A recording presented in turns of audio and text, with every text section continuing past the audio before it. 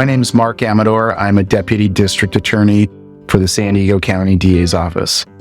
So Sureños are Southern California Hispanic street gang members, grew up in neighborhoods that are deeply Hispanic or Latino, and also swear allegiance to the Mexican Mafia.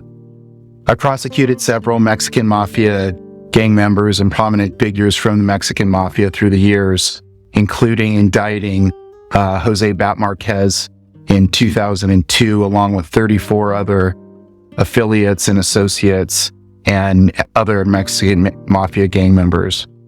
Some of the Mexican Mafia gang members I prosecuted were local crew leaders or llaveros from neighborhoods in southern San Diego. They all answered to Bat Marquez at the time, who was living in Baja California, working for both the Arellano Felix organization and also part of the Mexican Mafia. So during the Mexican Mafia investigation and prosecution I participated in with several FBI squads and local law enforcement in San Diego, it became clear that there were two main San Diego figures for the Mexican Mafia running business in southern San Diego, one of which was Jose Albert Bat Marquez, who was living in Tijuana area at the time, but yet in constant communication with cells in San Diego and, in my opinion, the upper level of the Mexican Mafia leadership throughout California, including in Pelican Bay. The second person who was out on the streets at the time was Roberto Romero Marin, aka Tawa, who had been out of prison for a few years, was acting as if he was no longer part of the Mexican Mafia by running a barbershop. But in fact, the T3s and the wiretaps that the FBI and the San Diego District Attorney's Office were up on showed that, in fact, he was still one of the leaders of the Mexican Mafia. In fact, during the wiretaps, the Mexican Mafia soldiers, all the way up to the two crew leaders we were on, would refer to them as the senors, or both senors, which meant the senor from the south, which was Bat Marquez, or the senor up here, which was Tawa. So in San Diego, we only have one prison, which is the Richard J. Donovan facility, and it houses numerous MA or Mexican Mafia gang members.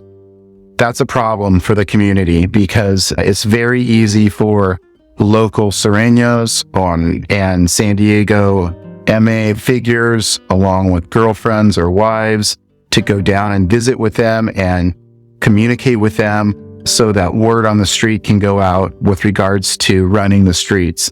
We've always said, and it's very clear, that the Mexican Mafia can run Southern California street gang members, Hispanic street gang members, through prison. And they do so by communication in many different ways. Having a prison in San Diego so close to the border where people can come up from Mexico and communicate, and from Los Angeles, they can come down and communicate with major heavy hitters for the Mexican Mafia who are housed there at times, especially lately where they're no longer being kept in ADSEG. They're being distributed throughout the state, and we're seeing prisoners who used to be in Pelican Bay or Corcoran in ADSEG or level 5 prisons all of a sudden now being housed in Donovan. And it's a major problem for law enforcement, and in effect, it's a major problem for the safety of the community. During the heyday of the Arellano Felix organization in the late 80s through the 90s into the early 2000s, there was a direct connection between some of the local San Diego Hispanic street gangs, primarily the Logan Street Gang and Del Sol Street Gang, and the Arellano Felix organization. The AFO, or the Tijuana Cartel, recruited gang members from San Diego, brought them over to commit assassinations and other enforcement actions, which led to devastating results. I think after that, the AFO and probably wasn't using Hispanic street gang members as much, but it seems like there might be a rebirth of that concept where local Hispanic street gang members are being used by cartels down there in Mexico to do their dirty work.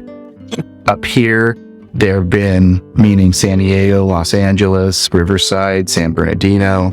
There have been times where clear hits, enforcement actions, whether kidnappings or straight up murders, were committed by Mexican nationals who were connected to the cartels down south, whether that be the AFO or Sinaloa or another type of cartel that was trying to influence or participate in some of the drug activity in California. So Los Polillos was a offshoot of the Arellano Felix organization that set up shop in San Diego County. They brought their cartel techniques of drug trafficking, their connections for source of drugs from Mexico, and their connections to distribute throughout the United States methamphetamine and marijuana. But they didn't stop there. Instead of just dealing dope and distributing large amounts of marijuana or methamphetamine, they also then moved into the also typical cartel type activities, which was kidnappings for ransom.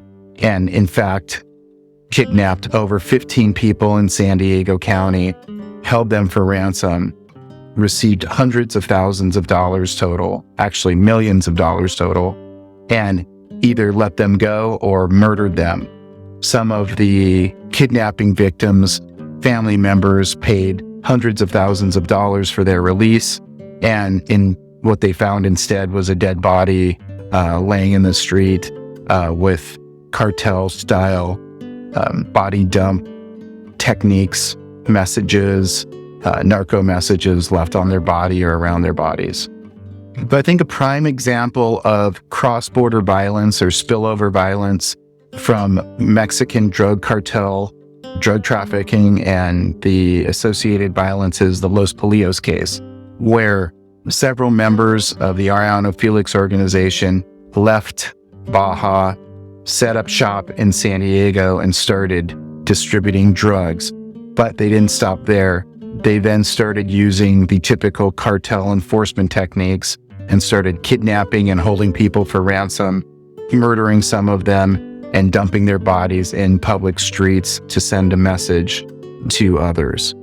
The Los Polillos case also shows that it's not just Mexican nationals who are participating in the Mexican drug cartel business, but also lower level Sureños and also Mexican Mafia members that they were able to associate themselves with in the United States to act as gophers or smugglers or doing low-level business activities in their drug distribution ring. While they were the masterminds of it, they still were able to go out and recruit younger Sureños and also a Mexican Mafia made man.